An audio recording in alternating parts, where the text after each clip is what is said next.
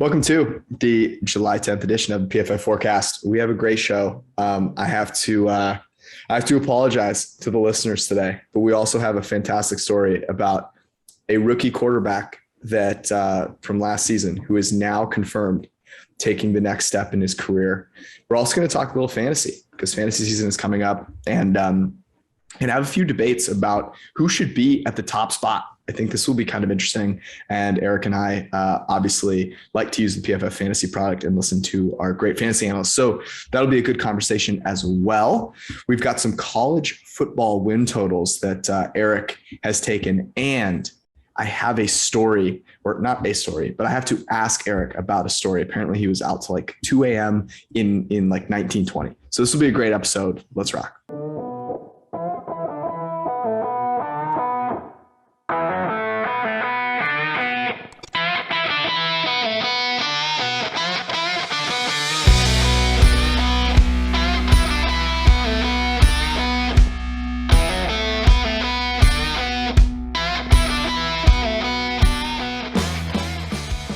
Okay. Let me set the stage here. We're going to get to Zach Wilson in a second, but yesterday you were sending me pictures. The context that I had, we talked earlier in the day and you said that you were going to a bachelor party, but then the pictures that I received, I think bachelor party and I'm thinking strip club, Vegas, the whole thing. The photos that I received looked like you didn't go to a particular place. You went back in time. Like you were sending me pictures of like a general store. I thought it was like Little House on the Prairie reenactment. What happened? Yeah. So my wife's brother, Kyle, I can confirm that we did not go to a strip club that night. Is there a strip club there? They didn't have those in the. They may or may not have gone the night before, but both of my older brother-in-laws, so Steph's two older brothers, own a house on the lake in Elko, Wisconsin. And actually, the lake is beautiful. I took a picture of it. I put it on Instagram. I put it on Twitter. It's quite nice just to sit there. But man, where do I start? Like, and again, I don't want to like come off as like. Where was it that you went? So Elko, Wisconsin is probably, for those Midwest roots, like what's the closest town that I would have ever heard of? Like it's probably Wausau.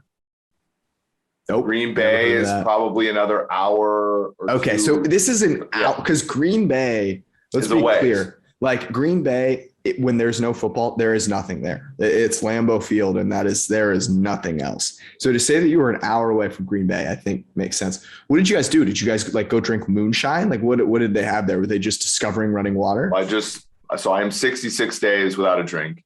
I maintained that yesterday. Look at you. Yeah. So and I have nothing against drinking. I just like don't want to drink for a while. So I got there about 2. So like my kids were staying here in the Twin Cities. My wife's family is about 3 hours from where we were set up. So we kind of met halfway, dropped the kids off, and then I kept going. The first part started with me having to go to the bathroom. I go to the general store in Elko. Both bathrooms are out of order. I look at the guy and I've been driving for like 3 hours. I look at the guy, I'm like, really? So he's like, oh, there's a grocery store behind you. You can go there. So I get in the grocery store. This grocery store, my brother in Christ, was a mobile home, like a big mobile home. What were they cooking in there? What kind of products were they serving? And so I walk in and there are like these wood panel floors. And I'm a big guy. I've lost some weight, but I'm still a big guy. And the floors were creaking when I was walking to the back there. There was a woman who was a cashier who was laying on the conveyor belt that she was apparently putting produce on. No way. People were buying. It was something, right? Okay. Let me ask you some questions. Okay. So there's a bachelor party. So you guys go to a bar, presumably. What are the people like at the bar? So we and again, this is the people were delightful. I really enjoyed.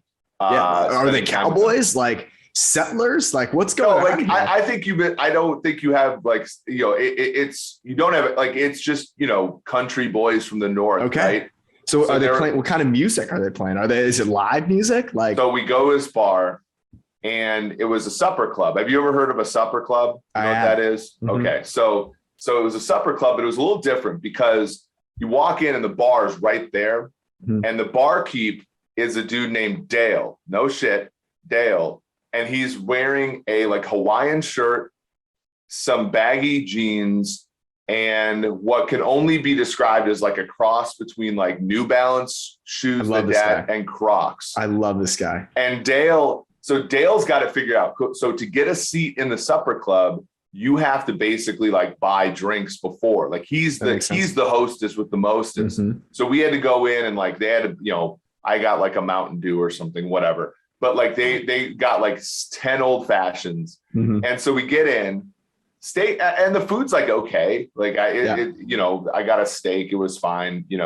They seem to enjoy themselves. Then we got out, and that was fun. It was a really good time. So we get out, and I drive us to a few of us, and there was another group. We get to this place, and I can't remember the town's name, but the bar was literally named after the town. It was like the same name. Mhm. And this bar was one of those where you look in the back, and I'm assuming people from the country, where like they literally have like potato chip bags that are like Mhm. hanging from that you could order behind you. Every beer you can order was just a can, like they had nothing on tap. Mhm. And then next to it was this volleyball court where there's no volleyball net, and there was just a bunch of kids' toys in the sand.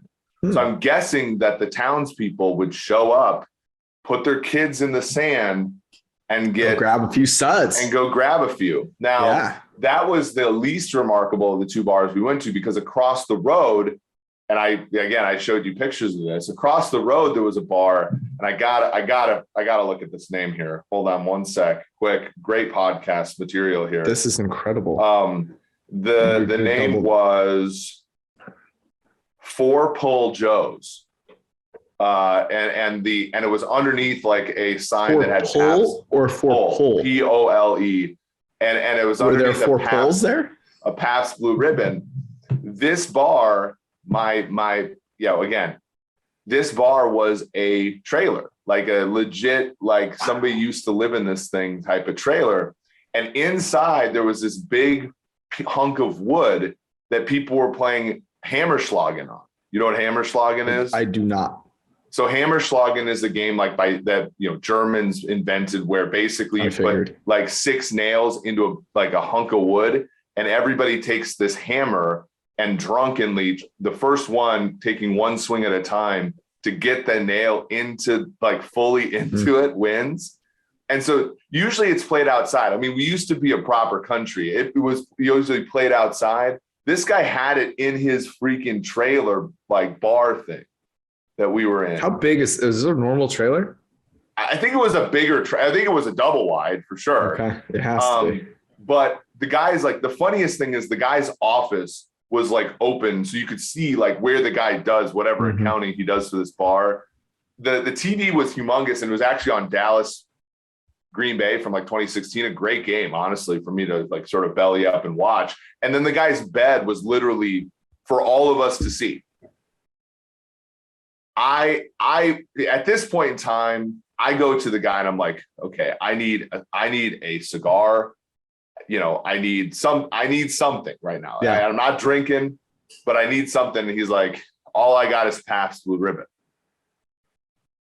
That's incredible. You can imagine that at that point in time, I found a couple of people, alliance members, as I would come to call them, who wanted to take a trip back to the cabin, and mainly so that I could not leave all these people to dry. But I was just I want to go home. My parents' house is 3.5 hours from here. I want to go home. And so I find a few, I drop them off. They have a bonfire or whatever. I leave. I did not have a cell signal for the first hour of my trip. So I was literally driving by knowing that I needed to be southwest, I'm sorry. The fact that you made it back, you got lost. I made it back driving me in your probably hometown. From optimal time was only a half hour later than I should have been, which is pretty solid. If I would have taken the optimal path, I would have taken a half hour less. So I got home at 2 a.m. Central last night. Wow. And it was something. I mean, the people were a lot of fun, but honest to goodness, it's days like those where I just wish you were with me to have to observe this, because I've been through some of this. So it's not as jarring for me, but if you were there, I don't know what would have happened. I think I would have embraced it. You know, you're in those situations, you have no choice. Like, I think maybe earlier on in life, I might've been pissed off, but when you're in it, it reminds me of when you find that shitty dive bar in your college town, and like, it sucks, like, but you embrace it and you're like, this is the only place I'm going to go on a Tuesday night. So like, or a Monday night or whatever. So you go and you embrace the hell out of it. Then you go back later on in life and you're like, oh my God, I can't believe I did that. Prince of Wales was the one for me in Playa del Rey. So it wasn't quite a trailer. It wasn't anywhere near what you experienced, but I kind of get where you're coming from. That was, by the way, 15 minutes of you talking about a shantytown bar scene. So there might be 2 people left listening to the podcast at this point. Hopefully they've at least skipped ahead. This is the part of the show where I need to profusely apologize for my Formula One bets today. Oh, nice. They were dog shit. Love. Now, it could have been a Jordan flu game kind of performance from me. Okay. I'm under the weather, as you can tell, got a sore throat. I don't really, I'm not feeling my best, but I powered through. And here's the thing, Eric, I've been really good at picking winners, and I second guessed myself today, and I let the 15 Formula One followers that I have down. I had Charles Leclerc 3-1 written in my tweet. I was ready to place the bet. And I said to myself, you know what? Red Bull just looked dominant. This is a fool's errand. He and Carlos Sainz are going to take one another out. And so I didn't do it. I went all in on Red Bull. That cost me a little bit. I actually had a few bets. I liked Haas today, and they did well, but only 2 of those bets came through. So it was a poor day for me. I could blame it on the first lap, because in the first lap, George Russell and Sergio Perez, who I bet heavily on, both got in accidents, and Sergio Perez ended up retiring, but I'm not blaming it on that. This was my fault. This was on me. I will be better. I've got to just double down. We've got a week off of Formula One. I'm going to get it back on track. So that's me apologizing. So that's my thing too, is I'm going to watch this, because like my kids are out of town. I'm here sort of like working on work, right? Yeah. It's mostly coding. You can have stuff on the background.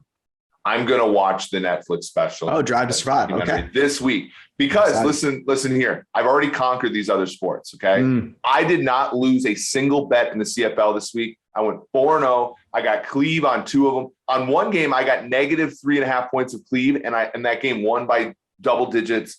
I have nowhere else to go in CFL. I can't improve in CFL. So I need to take up another sport. And in addition to that, I put 2 limit size bets today on Team Wilson in the WNBA All-Star game. They were +2, +110 on the money line. They won by 20. Like I'm dialed in right now. I need a challenge. So I'm gonna go into F1. I can't wait. If nothing else, so that I can understand your tweets in the morning on Sunday. That's good. Like That'd be a good start. Number one thing. Yes, I think that'd be a good start. Okay, well, welcome aboard. I'm looking forward to that. I'm looking forward to hearing your journey through Drive to Survive, and you learning about it. By the way, for when you figure it out, I found a fantastic.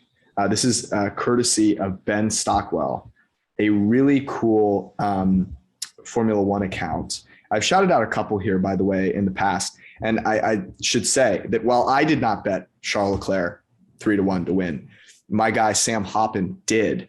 And so if you're not following him and you follow Formula One, you're blowing it. He has a simulation that he runs. He posts the results on Twitter, and it's done really, really well. I use it very frequently. I did not use it well enough this morning, clearly, but there's a site called F1 Tempo. They're on Twitter. If my internet worked, I would be able to actually look it up. But there's it's F1_Tempo_. And they have a wealth of data, but they also show you where they get their data from. There's a nice GitHub. If I had any time in my life, I would have gone and played around with it. So hopefully you can, not that you will have any time. Maybe we just hire someone specifically to do that. That would be ideal, I think. from my perspective. Okay. So we need to be clear here that this is a sports podcast, but we leverage the information that we get from the outside world. All information is important. Now, what I love to see is when a young quarterback has a clear area of weakness and attacks it head on, goes all in, balls deep. Literally. To amend and to make that a strength. What was Zach Wilson's biggest weakness? He looked like he was 12. He was too young. He isn't mature enough to lead the Jets. And so what did he do this offseason? He dumped his girlfriend, who appeared to be his age. And it turns out that he has been sleeping with his mom's best friend, who I presume is not his age. This came out. I'm sure most people have seen. We can't make assumptions about the LDS community. True. That's very true. So this is how this happened. U Stadium found this. So his now ex-girlfriend turns out is now dating very happily, it appears, based on my Instagram scouring, his former best friend and wide receiver at BYU. By the way, the true Cougar is Zach Wilson. And so someone commented and called her a quote homie hopper, which I had just learned, by the way, which is hilarious. I had never even heard this. Homie hopper. Homie hopper. So she is a homie hopper. And is that a combine exercise now? She responds, he was sleeping with his mom's best friend. That's the real homie hopper. How many spots up are you moving Zach Wilson? And are you now dumping all of your money into the Jets over win total? I mean, it's pretty interesting for sure. I like my favorite, by the way, is the little, and we're going to talk about college football a little bit, the holy war between University of Utah and BYU, because the great tweet was by, I think, our friend who runs the Utah sports analytics account, where it was one of those like which button to push. And it's like, really want to defend your quarterback, but really want to defend the BYU honor code. And so that was the guys sweating. That's pretty good too. I mean, look, the guy's independent, the thing we saw with Wilson last year was he wasn't afraid to break contain. We saw that again here. He also, once he broke contain, obviously was finishing this time. Last year, a lot of plays left on the field. So that's an important step in the right direction for him. Our friend Brett Coleman, our brother in Christ, he said in a tweet that he thinks that the AFC East is almost as tough as the AFC West. Now, I don't necessarily agree with that. We might have to get Brett on the show. Oh, it's been too long, by the way. It's been too long on the show. But that requires the Jets to be a real football team, right? And look, the Packers became a real football team when Brett Favre got into town. And we know that was, the over-under on occurrences of this situation with Brett Favre is, 0.5 minus 400 of the over. Yeah. I think, it's obviously an interesting development for sure. Now, I'm assuming that she means that she found out that he was hooking up with his mom's best friend before they broke up. I'm guessing. But let me say that didn't happen.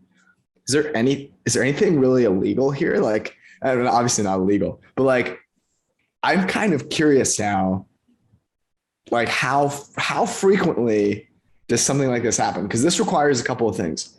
Your mom has to be very young, right? She must have had you at 20, right? We are talking about the Church of Jesus Christ of Latter-day Saints here. True.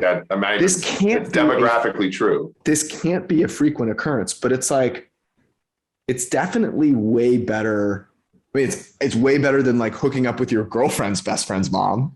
I actually, let's back the truck up for a little bit. Okay. I actually think the Dax Milne thing is a little bit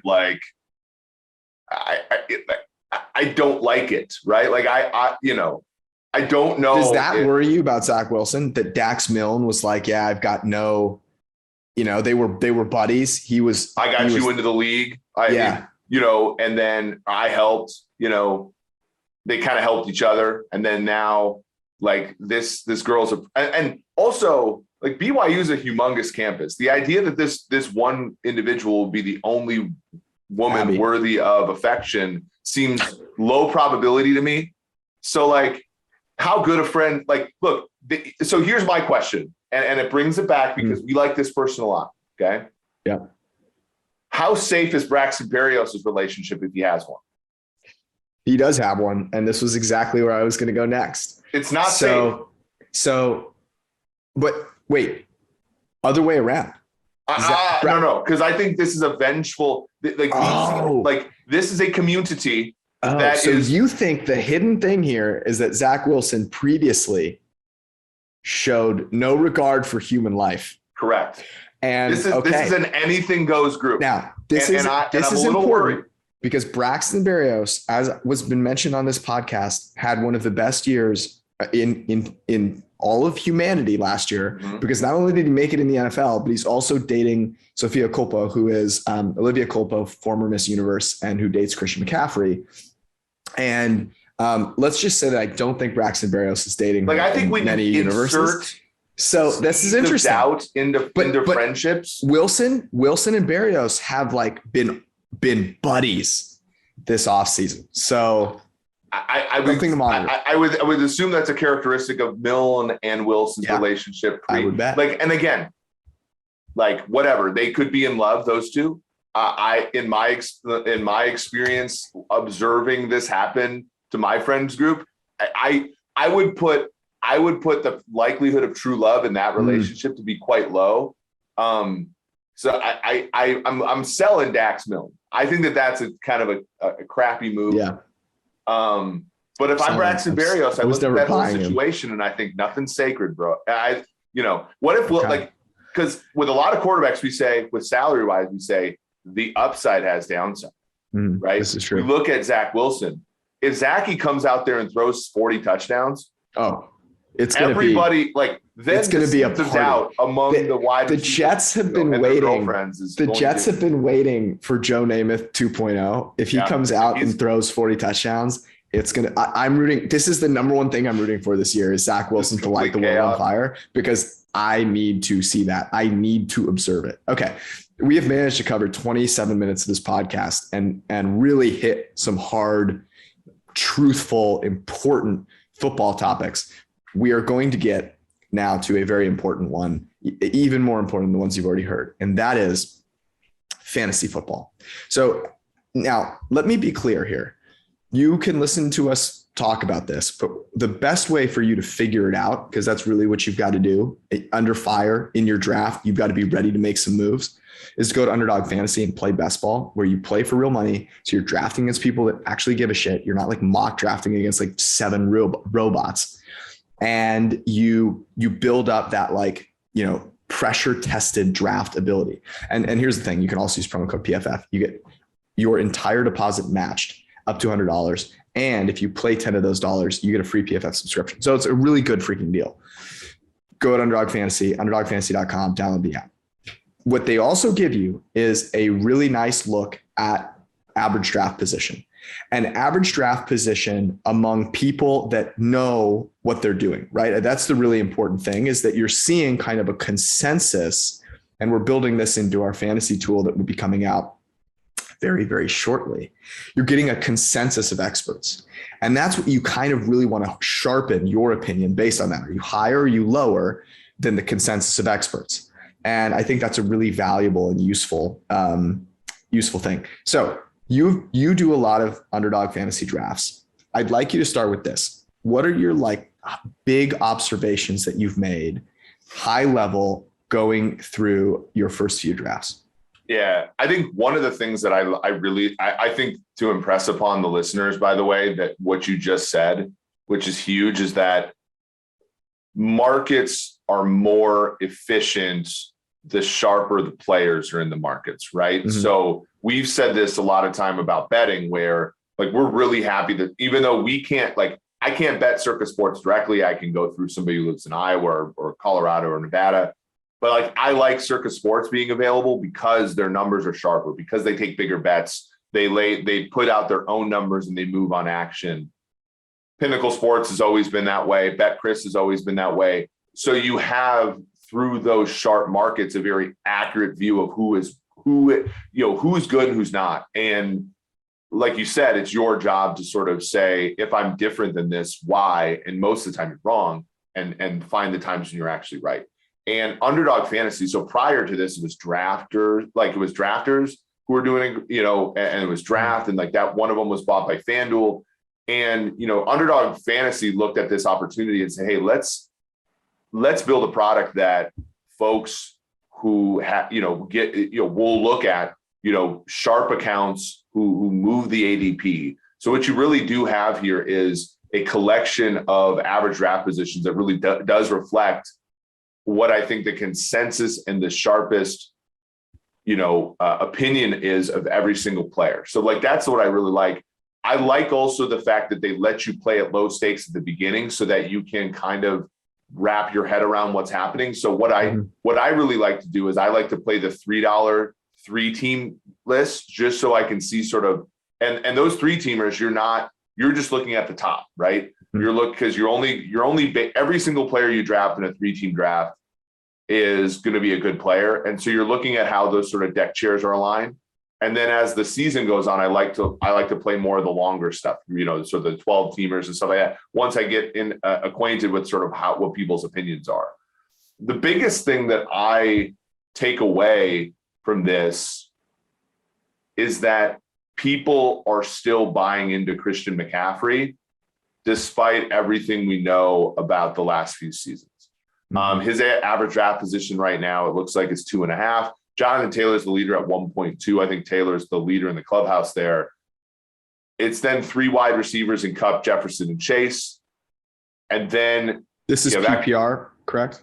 Yeah, I believe so. Half point, I believe. And then, but then from there you have, Derrick Henry right now, ADP of 7.7. So, I think the question I have, and what I wanted to ask you is, basically the way the world works is Derrick Henry maybe has 1 year left of being good, an elite level running back. Right after that, given his injury, given his size, given just the way in which he's used, the question becomes like, I'll put that number at 0.5.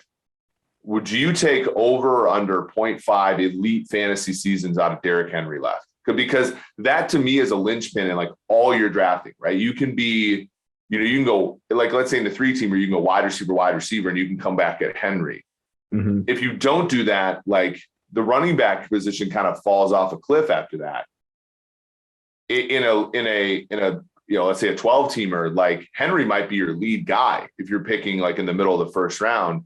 And do you want to do that in lieu of doing more of a zero running back strategy? Like all those question marks, I think hinge upon like what you believe about Derrick Henry. Are the Titans going to be good? Are they going to be able to use him as much? And lastly, is he going to be effective? Because, he was effective at times last year, but you saw his efficiency decline as the season progressed. And it's not necessarily clear to me that, he is who he is anymore. I am generally avoiding, I think, 2 running backs in the top 10. And those 2 are Christian McCaffrey and Derrick Henry. The reason, actually, mostly Derrick Henry. And the reason I'm doing that is because I'm very worried about that offense. And I don't know that it's going to be particularly good.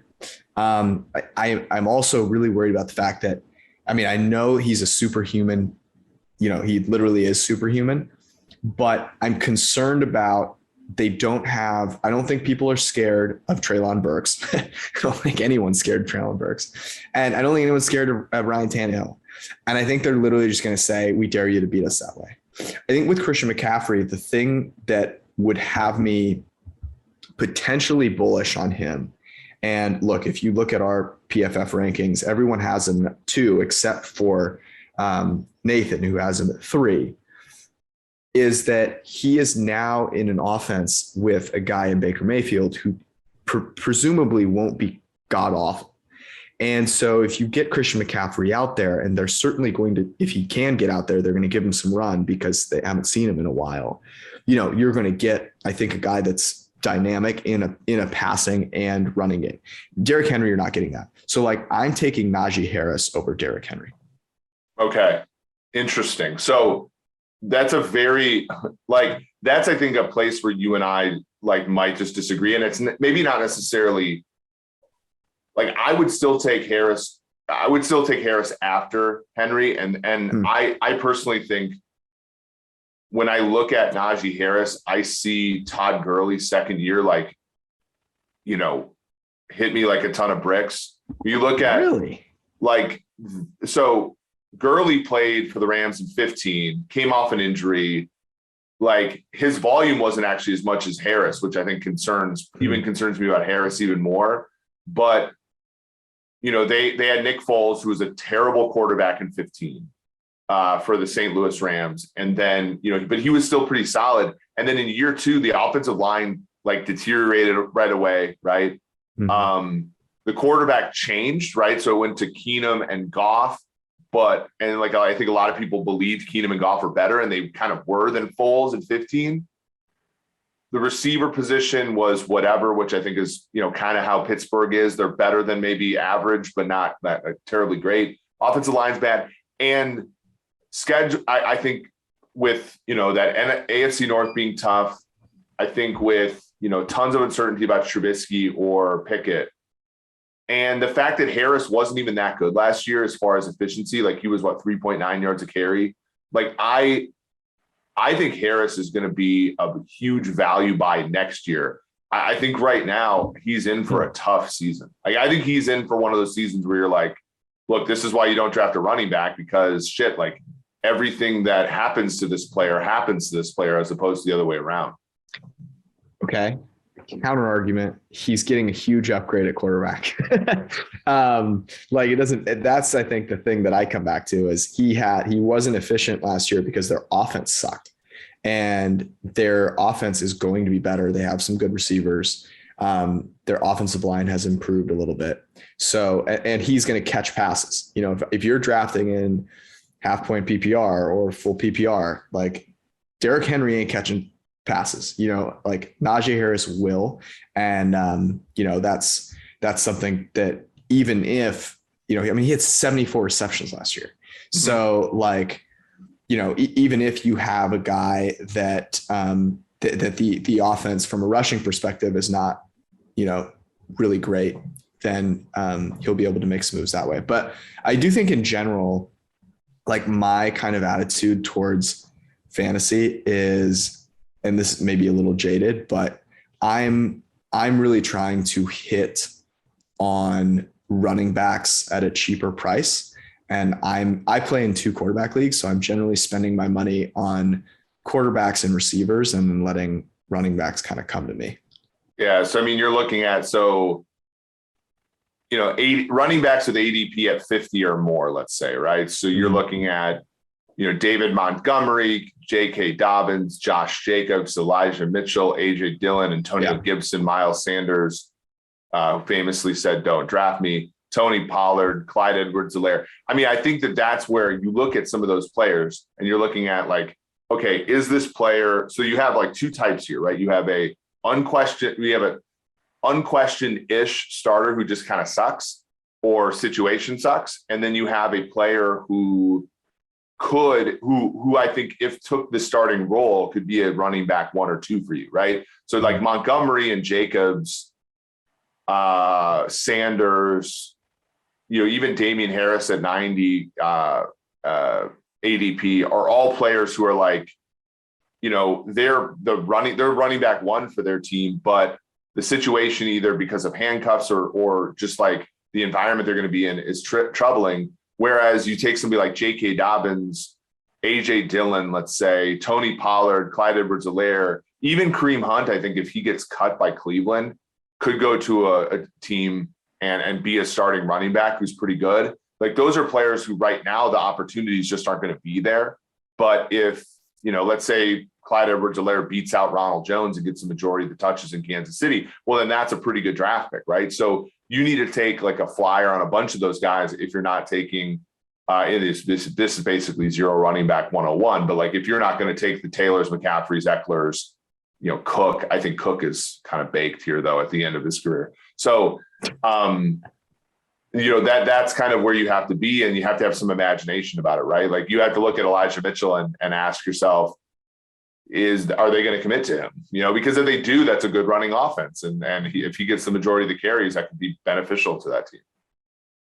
Yeah. I also, just to be totally transparent, I love to be the guy that drafts the young, like running back that no one's heard of. And they're like, end of the year, it's like, I can't believe that you got that guy, Yep. That's my strategy. I also, the other reason for this is that when you invest, running back injuries, if you're so anchored on a single running back and they get injured, like that just is the worst thing. And so I like to mitigate my potential for ruin with that. And there are other things that can kind of derail that, if the offense really sucks or something like that. But, you look at some of those receivers and I mean, there are just so many really good ones out there. And so I like that kind of stability a little bit more. What else? Let's move on to a different position. Let's do one more position here. Awesome. So let's look at wide receiver. Like I think, for me right now, you obviously have Kupp, Jefferson, Chase, Diggs, Adams, Lamb. I'm kind of interested that Tyreek Hill here is, 22 ADP. We're looking at wide receiver, 3, 6, 9. Wide receiver 9, even though like his receiving yardage prop is like 1,000. So like I'm interested in that. Mm-hmm. Yeah, he's one for me that I am not drafting. And that's a fade on Tua. That's a huge fade on Tua. I'm just not doing that. I would much rather, at 22, like, gosh, I'd much rather go with a younger running back at that point, like a Javonte Williams or something like that, whose ADP is at like 25. There are too many good young receivers with quarterbacks that you should have more faith in. I mean, take the guys that are kind of directly behind Hill: T. Higgins, AJ Brown, Keenan Allen, Mike Williams. All those guys have offensive situations and quarterbacks that are, I think you've got to be at least a little more bullish, if not way more bullish on, than what Tyreek Hill has in Miami. Not to mention that it's not as if Tyreek Hill is just going from a good offense to a decent one. He's going from a generationally great quarterback and offensive scheme to one that is totally unproven. So yes, I think that is very, curious. Guys that, have a higher ADP that I'd much rather just draft higher, like CeeDee Lamb and Mike Evans, are two guys that I would much rather take. Debo is an interesting one because he's right ahead of Tyreek Hill there. And actually, those are two guys that I'm kind of staying away from because of, I think, the uncertainty with them. Yeah, for sure. And that it's weird because this is best ball and you want to buy variance, but at the same time, like, these are your top picks, right? And so let me bring this conversation really quickly to tight ends because it's sort of a complementary piece. You have to play a tight end every single week in best ball. You have Kelsey 12 ADP, Andrews 19.5 ADP, Pitts and Waller 32.3 and 43.7, and then Kittle at 50.9. You sort of really do have like a top 5 tight ends, but you have 2 there that I think the market is saying take these guys in round 1 or 2, and in a deeper league, right? Like in a league where you're required to take 12, where you're playing 12 teams, right? Mm-hmm. You're taking Kelsey or Andrews before either your first wide receiver or running back. I have a hard time. And so to bring this back to Hill, I have a hard time using a draft pick on a player like Tyreek Hill when I know the error bars are so big, when the alternative, and again, like this, and I don't know if I would take Kelce this high, but the alternative is a guy like Travis Kelce, who, like, if you look at Kelce, Kelce, when you look at his statistics from just a purely,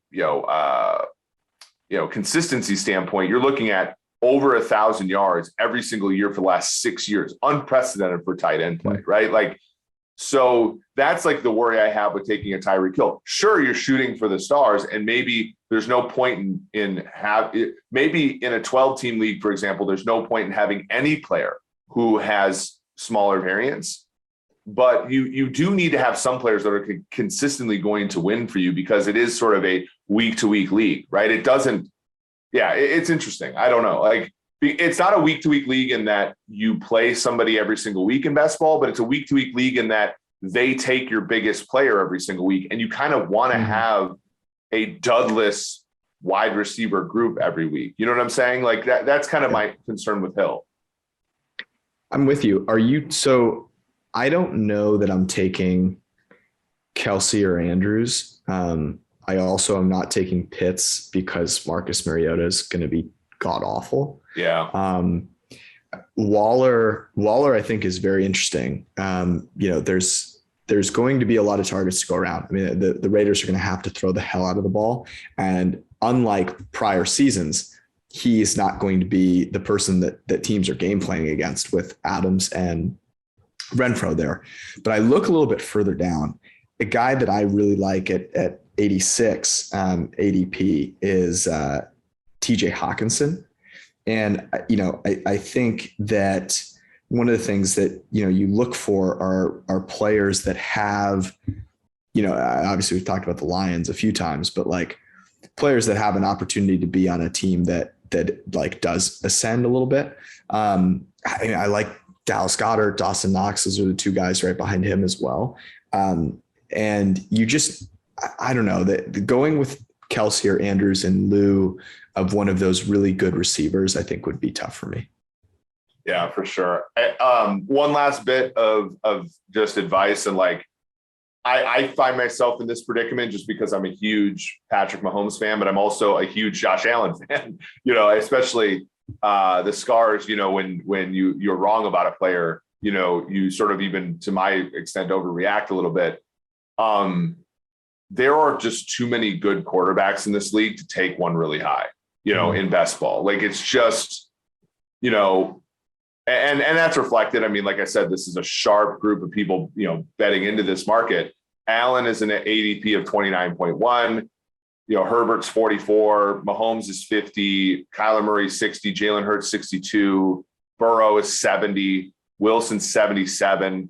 You don't even get to the GOAT Tom Brady until 81. And Trey Lance is. And then this also highlights the difference between fantasy football and real football. Trey Lance and Tom Brady are QB 9 and 10, right? And I think, most of us look at Trey Lance and say there's a lot there from a fantasy perspective, given great offense, good play caller, great tools, arm and legs and stuff like that. But it's weird, right? So like, resist the urge to take one of these elite quarterbacks that you've heard of before until, quite late in the draft, right? I mean, QB 13. So you're basically taking, like, if you're in a 12-teamer, QB 13. So everybody's taking a quarterback, and then somebody's taking a second quarterback, right? Mm-hmm. Before you. QB 13 is Aaron Rodgers. Just think about that for a sec, right? Like that, and I'm not saying he's a great fantasy quarterback this year, but that shows sort of like the flatness of outcomes with respect to opinion at the position. Yeah, I my personal take on quarterbacks in a best ball league is, take a guy that's solid, but later on, and then take a flyer. Like, one of my favorite flyers is Jameis Winston. Now, Zach Wilson might be up there soon, but like, Jameis Winston, Trevor Lawrence, a guy that has like just go off potential. And, I like Trey Lance too, but people are already taking him very, very high. So, good. They've obviously caught on. They understand it. They get it. That is our podcast. We will be back with you on Wednesday. Hopefully we do. We got to give the people some goods here, though. You did promise college football picks. That's true. That's true. We'll go over them for. Okay, these are your recommendations. Just give them out. You have a minute. I have 4 of them. Yeah. Coastal Carolina over 7.5 wins, -140. James Madison, first year in the FBS, under 6.5 wins, -150. University of Alabama, Birmingham, over 8.5 wins, +120. And your Wazoo Cougars over 5.5. In honor of today, the Washington State Cougars at over 5.5, -120. 125. I'm sorry. I like all of those. They're simulate. By the way, just pimp this out. Tomorrow is when our college football preview comes out on the website, and that will have projected win totals for every single team in college football. You are one day ahead of that information here by listening to the forecast, but being a member of the PFF forecast of the syndicate. There it is. You're welcome. Take that to the bank. I can't wait to cash those tickets in like 10 months. Love you all. We'll see you on Wednesday. Peace.